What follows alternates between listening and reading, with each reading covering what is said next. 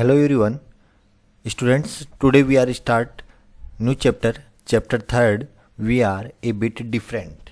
We are bit different means क्या है कि हम थोड़े अलग से हैं, हम थोड़े अलग हैं. तो चैप्टर इसी पे बेस है. तो चैप्टर स्टूडेंट्स कंप्लीट देखना. वीडियो जब कंप्लीट देखोगे तो आपको चैप्टर कंप्लीट समझ में आ जाएगा. तो चैप्टर को स्टार्ट करते हैं. If you are blindfolded and are asked to read your book, can you do so. आपको ब्लाइंड फोल्डेड का मतलब आंखों पे पट्टी बांध दी जाए. अगर आपकी आंखों के ऊपर पट्टी बांध दी जाए और फिर आपसे बोला जाए कि अब बुक को पढ़िए, तो आप क्या ये कर सकते हो? Your answer will be no. आपका आंसर होगा नहीं, हम बुक नहीं पढ़ सकते पट्टी बांधने के बाद में. But there many such peoples in the world who are unable to see but they get education. लेकिन आपको पता होना चाहिए कि इसमें यहाँ पे ऐसे वर्ड के अंदर बहुत सारे ऐसे लोग हैं जिनको दिखाई नहीं देता है लेकिन वो एजुकेट हैं. Helen Keller also couldn't see but she is renowned as an author. Helen Keller हैं, उनको दिखाई नहीं देता था लेकिन वो सम्मानित किए गए हैं. वो एक क्या है, अच्छे जाने पहचाने ऑथर हैं, मतलब बुक राइटर हैं. Discuss and tell. Those people who are unable to see, how would they have read books? ऐसे पीपल जो देखने में असक्षम हैं, वो बुक कैसे पढ़ते हैं? Do this also. In a thick cloth bag, put some similar item as different pens, pencils, sketch pens, etc. आप अपने बैग के अंदर पेन, पेंसिल, स्केच पेन आदि रखिए. Ask one of your friend to put his hand in the bag and identify an item with his eye closed.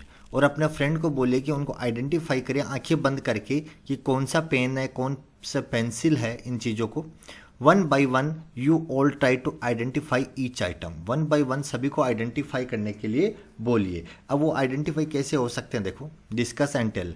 How did you all identify those items. कैसे सारे item identify हो सकते हैं? You might have identified the item by touching them.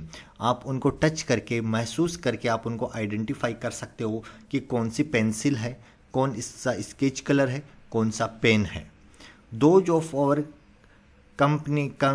Companion who are unable to see identify alphabets by touching them with the help of particular system. जैसे आपने इसको touch करके देखा, पेन, स्केच पेन वगैरह को, उसी प्रकार अल्फ़ाबेट को भी टच करके सीखा जा सकता है. This system is called barley system और बार्ली लैंग्वेज. और जो अल्फ़ाबेट हैं उनको टच करके सीखने का जो प्रोसेस है उसको क्या बोलते हैं? बार्ली सिस्टम और बार्ली लैंग्वेज बोलते हैं. Instruction for teacher. Discuss with children the important aspects of life of differently abled people who their sensitivity towards things. जो लाइफ के अंदर अलग पीपल हैं, अलग बच्चे हैं जिनकी कोई ना कोई प्रॉब्लम होती है, तो उनके ऊपर कई तरह की प्रॉब्लम्स रहती हैं. Do you know Helen Adams Keller was a American author है. एक नाम है Helen Adams Keller, American author थे जो पॉलिटिकल एक्टिविस्ट भी थे और लेक्चरर भी थे. She was the first deaf blind person to earn a Bachelor of Arts degree. पहले ऐसे आदमी थे ये बहरे, डेफ ब्लाइंड, बिल्कुल दिखाई नहीं देता था, और उन्होंने बैचलर की डिग्री प्राप्त की थी, मीन्स ग्रेजुएशन कंप्लीट की थी. Come let's know about barley script language system. देखो बार्ली स्क्रिप्ट में क्या होता है, कुछ ये सारे अल्फ़ाबेट होते हैं, इनके पॉइंट्स इस प्रकार बने होते हैं जो उभरे हुए होते हैं ऊपर की तरफ, और उनको टच करके पहचाना जा सकता है. जैसे उभरे हुए हैं, वो कोई अंधा व्यक्ति है जिसको दिखाई नहीं देता हो, तो देखो ये बड़ा डॉट है, ये छोटे डॉट है, तो ये पहचान सकता है कि एक बड़ा डॉट है, फर्स्ट वाला वो एक का है. इस प्रकार से सारे ए से जेड तक अल्फ़ाबेट बने होते हैं जो बार्ली सिस्टम के अंदर होते हैं. In Braille system there are raised dot for every alphabet points. Raised मतलब उभरे हुए, ये सारे उभरे हुए पॉइंट होते हैं, डॉट्स के जैसे होते हैं. Alphabet points as A, B and C. इस प्रकार से see them in the above picture. इस ऊपर वाले पिक्चर में आप देख सकते हो. In this system symbols of all the alphabets are prepared by 6 raised dots. छह डॉट होते हैं इनमें, 2 लाइनों के अंदर होते हैं, 3-3 की लाइन होती है, 6 डॉट होते हैं हर अक्षर में, लेकिन हर का अलग अलग स्ट्रक्चर होता है, कौन सा बड़ा है और कौन सा छोटा है, इस आधार पे उनको पहचाना जा सकता है। A cardboard is a placed on the wooden slate, एक कार्डबोर्ड वुडन कार्डबोर्ड पे इनको उबारा जाता है, इस पे on it a special designed scale on which a group of 6 dot, उनको एक कार्डबोर्ड पे 6 डॉट को स्पेशल डिजाइन किया जाता है जो पिक्चर में दिया हुआ है, is given in a sequence is used, जो सीक्वेंस के रूप में होते हैं, whichever alphabets is to be written on the paper cardboard, accordingly that dot is pierced with a point pen like device, for example if English alphabet A is to be written dot first is pierced, the pointed pen is called stylus।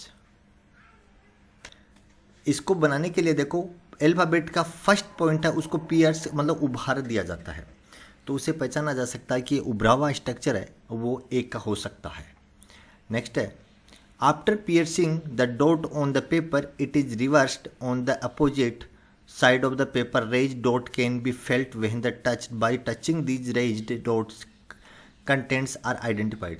आप एक paper के ऊपर pen से whole कीजिए और आप उसको touch करके पीछे उल्टा कीजिए और उल्टा करने के बाद देखोगे जहाँ पे होल हुआ है उसके ऊपर उभार बन जाता है, और उभार बन जाता है उसको आप टच करके पहचान सकते हो कि कौन सा उभार है और कहाँ पे बना हुआ है, तो इस प्रकार से ये उभार बनाए जाते हैं।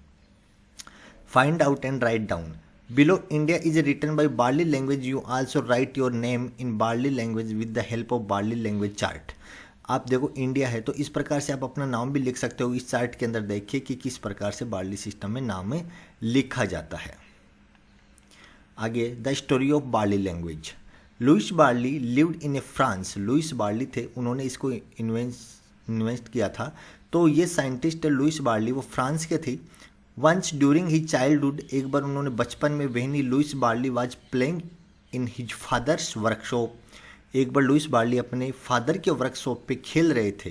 लुइस बार्ली बचपन में फ्रांस के थे और वो बचपन में एक बार अपने पिताजी के वर्कशॉप पे खेल रहे थे। हिज आई गोट हर्ट, उनकी आंखें हर्ट मतलब आंखों में चोट लग गई थी वहाँ पे खेलते समय किसी चीज़ से। ये लॉस्ट हिज आई साइट, और उनकी आंखें चली गई थी। Louis Braille was a brilliant student, Louis Braille एक ब्रिलियंट स्टूडेंट थे। He was being touched differently, it was very difficult to study those textbook because it was more time consuming talking। वो पहले की तरह नहीं पढ़ सकते थे क्योंकि वो बहुत ज़्यादा उनको कोई दूसरा बोल के बताए वो अपने टेक्स्ट बुक से चीज़ें नहीं सीख सकते थे।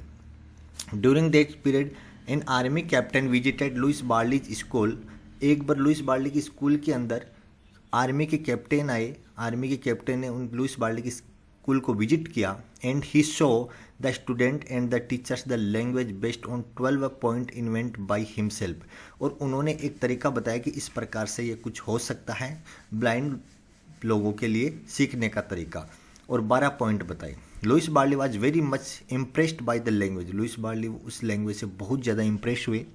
Louis Braille with his effort modified this 12 points 12, फिर उन्होंने 12 पॉइंट्स को मॉडिफाई किया और लैंग्वेज के अंदर इनटू 6 पॉइंट, उन्होंने 12 पॉइंट बताए थे लेकिन बार्ली ने फिर उनको मॉडिफाइड करके 6 पॉइंटों में बना दिया।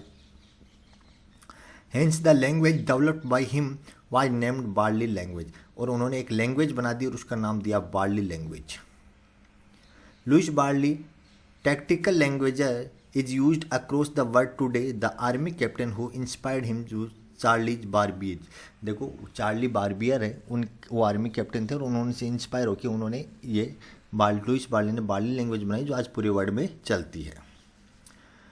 You have learn that how the people who can't see can also study, you might have seen such people also who are dumb and deaf, these people communicate with the help of sign language, come let's see how does sign language work।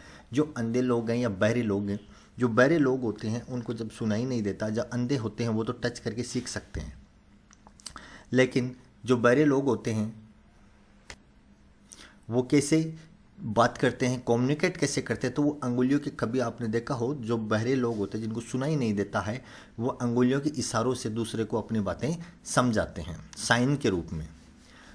The way you could understand the instruction through sign language, the same way sign language is use for mute deaf people. Sign language को use करते हैं, अब जैसे अंधे लोग सीखने के लिए यूज करते हैं डॉट्स को, इसी प्रकार अंधे लोग होते हैं वो साइन लैंग्वेज को यूज करते हैं।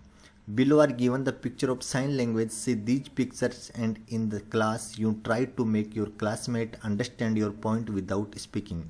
इस प्रकार से देखो कुछ साइन बने होते हैं, आप इनको क्लास में यूज कर सकते हो, बिना बोले एक दूसरे को समझा सकते हो। जैसे किसी को ए बोलना है तो इस प्रकार से बोले, बी बोले तो अंगूठा नीचे की तरफ रखे, अंगुलियों से इशारा करे।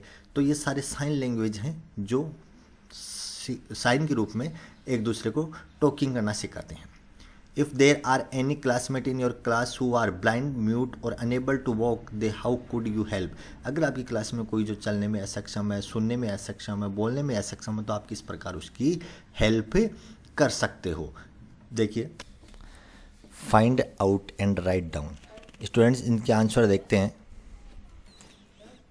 देखिए पेज नंबर 23 के आंसर, इफ़ आपके क्लास में कोई ब्लाइंड फोल्डेड पर्सन है तो आज कैसे हेल्प करते हो, तो इसका आंसर स्टूडेंट ही हो सकता है। Find out and write down के आंसर देखो, ये हो सकते हैं who are such people around you have achieved success despite their physical disability. कोई है तो कैसे सक्सेस हुआ है, तो इसके आंसर आप यहाँ से, आप पेज नंबर 23 के आंसर आप यहाँ से ले सकते हो। नेक्स्ट है cerebral palsy. Yes, cerebral palsy एक माइंड की डिजीज होती है। Yes, cerebral palsy have you heard this name. हाँ, आपने ये नाम सुना होगा। This is a kind of disease, एक बीमारी होती है। Hands, legs and all other organ of the patient of cerebral palsy are normal. Cerebral palsy के जो पेशेंट होते हैं उसके सारे सिस्टम नॉर्मल होते हैं but they don't function properly. सारे ऑर्गन नॉर्मल होते हैं बट फंक्शन प्रॉपरली नहीं करते। The cause of this disease is the brain of the patient suffering from it has no control upon his organs। Means क्या होता है, cerebral palsy का जो पेशेंट होता है उसका अपने ऑर्गन पे कंट्रोल नहीं होता है, होता नॉर्मल ही है लेकिन उसका कंट्रोल नहीं होता है। For example, he can't pick up the book kept in front of him. वह ऐसा सेरिब्रल पल्सी का कोई पेशेंट है तो अपनी बुक को भी सामने से नहीं उठा पाएगा क्योंकि हाथ उसके पैर प्रॉपर फंक्शन नहीं करते हैं। This disease need a particular type of physical exercise. ऐसे पर्सनस को एक पर्टिकुलर फिजिकल एक्सरसाइज की ज़रूरत पड़ती है। Physical exercise gradually enable the brain to control other organ. वो फिजिकल एक्सरसाइज से वो उनको कंट्रोल कर सकते हैं। The same way there is a different physical exercise for practice of speaking and writing too. इसी प्रकार उनको बोलने और राइटिंग की भी एक्स्ट्रा प्रैक्टिस करनी पड़ती है। It makes the person normal gradually though he can't work at normal speed like us but still is improve to great extent. वो एक्सरसाइज फिजिकल एक्सरसाइज करके नॉर्मल की तरह वर्क कर सकते हैं, स्पीडली नहीं कर सकते लेकिन कर सकते हैं नॉर्मल की तरह। Cerebral palsy is a most common movement disorder in childrens. ज़्यादातर बच्चों में पाई जाती है cerebral palsy. It occur in about 2.1 per 1000 live birth. मतलब 1000 में से 2 बच्चों की ये प्रॉब्लम हो सकती है। Cerebral palsy has been documented throughout history with the first known description occurring in the work of Hippocrates in the 5th century BCE। ये उस समय 5th सेंचुरी के अंदर ये डिस्कवर मतलब मिली थी सबसे पहले। ये एक्सरसाइज है fill in the blanks. Fill in the blanks है Louis Braille developed Barley system. This language raise alphabet based on a dots। Second question है pointed pen is used for writing Barley language। Pointed pen device is called stylus। If there are any physically disabled people in your area, then talk to them and find out they are capable of doing which type of task। इसका answer दिखा देता हूँ student. ये देखिए इसका third का answer है देर is A Anupam uncle is my colony. तो आप किसी का भी नाम देख के ये आंसर आप दे सकते हो अगर आपकी कॉलोनी में कोई ऐसा पर्सन है तो।